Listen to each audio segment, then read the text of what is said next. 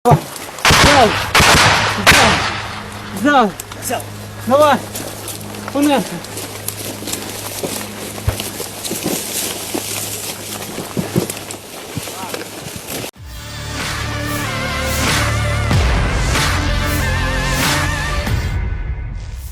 Nasib naas menimpa salah satu anggota militer angkatan bersenjata Ukraina.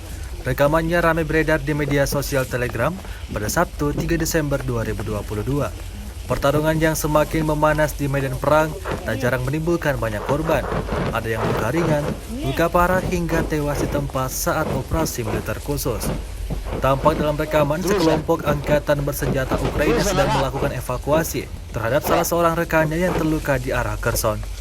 Tentara yang dievakuasi tersebut diduga terkena serangan dari pasukan Rusia.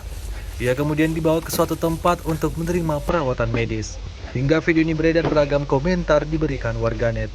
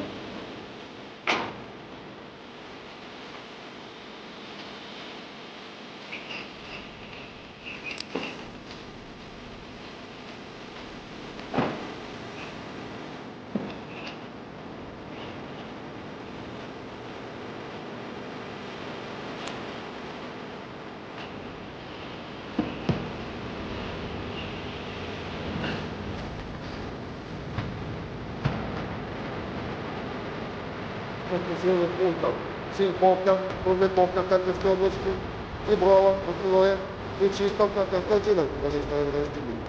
Еще под ней и Порошковка. Кроме того, поражены 73 артиллерийских подразделений на огневых позициях. Живая сила и военные действия в Прозорочной Украине стала 74 районов, но пункта не в центре.